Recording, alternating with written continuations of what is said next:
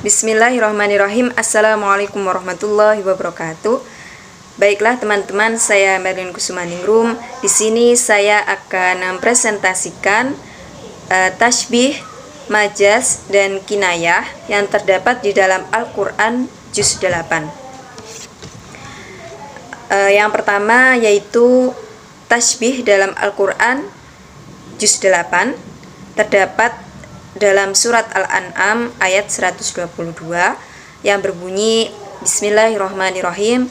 Awaman kana maitan fa ahyainahu wa ja'alna lahu nuran yamsi bihi finnas kama masaluhu fiz zulumati laisa bi kharijim minha kadzalika zuyyina lil kafirina ma kanu ya'malun. Yang artinya, dan apakah orang yang sudah mati kemudian dia kami hidupkan dan kami berikan kepadanya cahaya yang terang, yang dengan cahaya itu dia dapat berjalan di tengah-tengah masyarakat manusia, serupa dengan orang yang keadaannya berada dalam gelap gulita yang sekali-kali tidak dapat keluar daripadanya. Demikianlah kami jadikan orang-orang kafir itu memandang baik apa yang telah mereka kerjakan. Dari ayat di atas terdapat penyerupaan seseorang yang dalam keadaan gelap gulita, yakni seperti gelapnya kekafiran dan kesesatan. Diungkapkan gelap gulita karena berada dalam kebodohan, tenggelam di hawa nafsu, kesesatan yang berpecah belah, kekafiran, bahkan lebih parah dari itu. Ungkapan tasbih dari ayat di atas menunjukkan adanya perbandingan dengan motif wajhu syabbah yang tidak diperluas. Tasbih ini termasuk dalam kategori tasbih ghairu tamtsil. Alasan kewacanaan penggunaan tasbih di sini menurut Hamka menyatakan bahwa Nabi diperintahkan untuk menceritakan keadaan orang yang telah mengerti ayat Allah. Akan tetapi ayat itu tidak ada dalam dirinya lagi. Sebab mengikuti hawa nafsunya, maka ayat yang telah diketahui itu tidak membawa terang ke dalam jiwanya, melainkan membuatnya gelap gulita.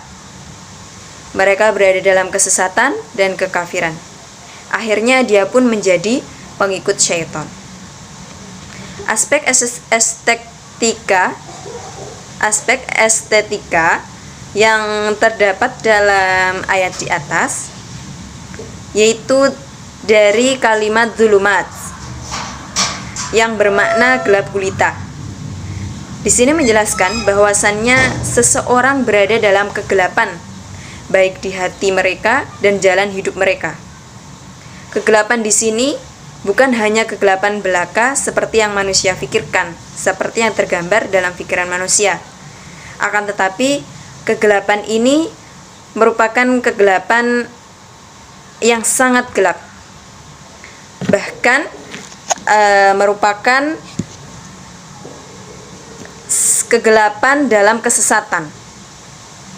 Begitupun hidupnya terasa gelap dalam segala hal. Hatinya jauh dari hidayah dan pertolongan Allah. Nah, itulah contoh dari tasbih dalam Al-Quran Juz 8. Sekarang lanjut ke majaz yang terdapat dalam Al-Quran Juz 8, yakni terdapat dalam surat Al-A'raf ayat 2 yang berbunyi Bismillahirrahmanirrahim. Kitabun unzila ilaika fala takun fis sadrika harajum minhu litunzira bihi wa dzikra lil mu'minin. Yang artinya, inilah kitab yang diturunkan kepada Muhammad, maka janganlah engkau sesak dada karenanya, agar engkau memberi peringatan dengan kitab itu dan menjadi pelajaran bagi orang yang beriman.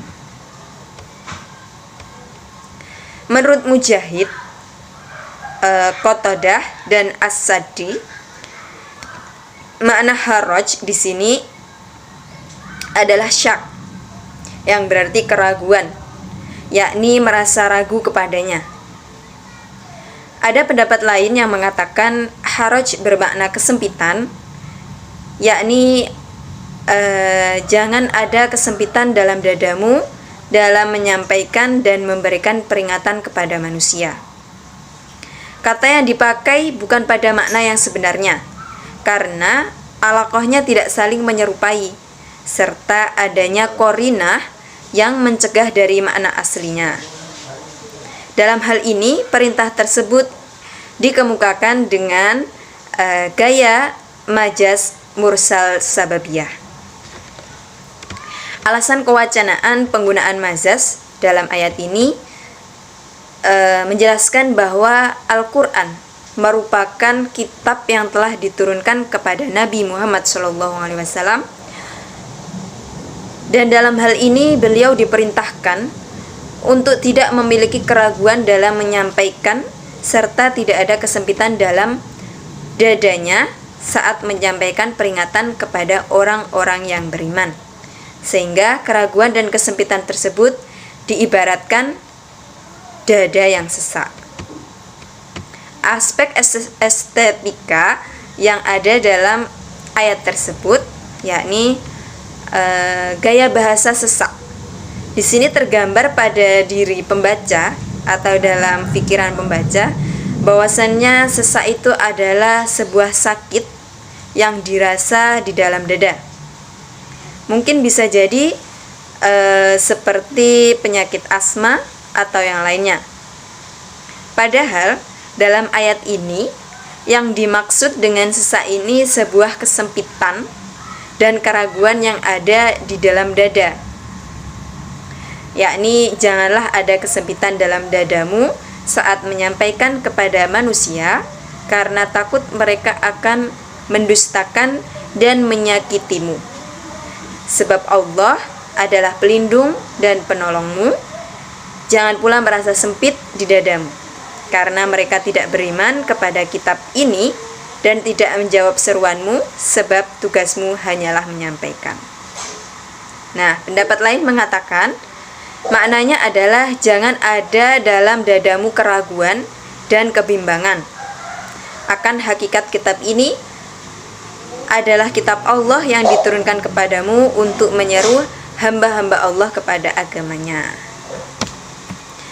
Nah, disitulah aspek estetika yang terdapat di dalam surat Al-A'raf ayat 2, yakni bahwasannya sesak di dada di sini bukanlah seperti yang tergambar di dalam pikiran manusia, yaitu bukan seperti penyakit asma atau yang lainnya, melainkan terdapat kesempitan, keraguan, kebimbangan di dalam dada. Memasuki yang ketiga, yaitu kinayah yang terdapat di dalam Al-Quran juz 8, yakni surat Al-An'am ayat 125 yang berbunyi Bismillahirrahmanirrahim, famay yuridillahu ayyahdiyahu yashrah sadrahu lil Islam wa may yurid ayyudhillahu yaj'al sadrahu dayyiqan harajan ka'annama yas'adu fis sama kadzalika yaj'alullahu rijsa 'alal ladzina la yu'minun, yang artinya barang siapa yang Allah kehendaki akan memberikan kepadanya petunjuk, niscaya dia melapangkan dadanya untuk memeluk agama Islam. Dan barang siapa yang dikehendaki Allah kesesatannya, niscaya Allah menjadikan dadanya sesak lagi sempit, seolah-olah ia sedang mendaki ke langit. Nah, begitulah Allah menimpakan siksa kepada orang-orang yang tidak beriman. Nah, dari surat Al-An'am ayat 125, dari kata yasroh sadrahu lil Islam adalah sebuah kinayah yang artinya jiwanya dapat menerima kebenaran yang dibawa oleh Rasul. Ada seorang sahabat bertanya kepada Nabi, bagaimanakah proses pelapangan dadanya? Kemudian Rasulullah bersabda, nur masuk ke dalam kalbunya, lalu kalbunya menjadi lapang.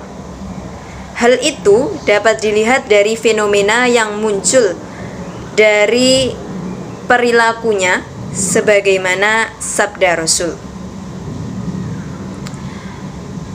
Menjauh dari keduniaan yang memperdayakan, jadi menjauh dari dunia yang hanya tipu daya semata, dan selalu ingat akan hari kembali ke alam kekekalan, serta bersiap-siap menghadapi kematian sebelum maut datang menjemputnya. Nah, alasan kewacanaan dari ayat tersebut, Ibnu Abbas radhiyallahu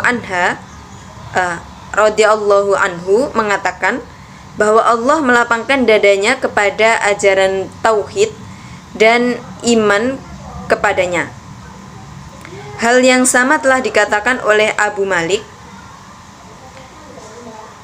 Abdur Razak mengatakan telah menceritakan kepada As-Sauri dari Amr ibnu Qais, dari Amr ibnu Murrah, dari Abu Ja'far, yang mengatakan bahwa Nabi SAW pernah ditanya,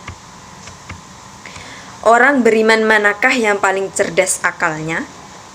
Nabi menjawab, orang yang paling banyak mengingat mati di antara mereka, dan yang paling banyak membekali dirinya untuk kehidupan sesudah mati.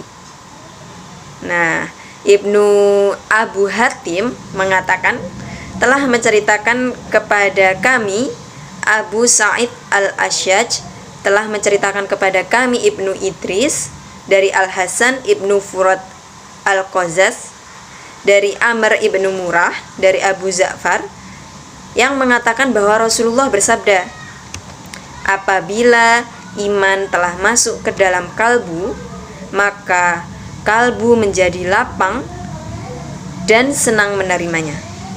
Mereka bertanya, wahai Rasulullah, apakah hal tersebut ada tanda-tandanya? Rasulullah bersabda, ya, yaitu selalu ingat kepada hari kembali ke alam keabadian akhirat, menjauhi keduniawian yang memperdaya dan membekali diri untuk kematian sebelum maut datang kepadanya. Dari ayat tersebut terdapat aspek estetika, yakni gaya bahasa yang menimbulkan keindahan yang teramat sangat ketika Allah menghendaki seorang hambanya suatu petunjuk.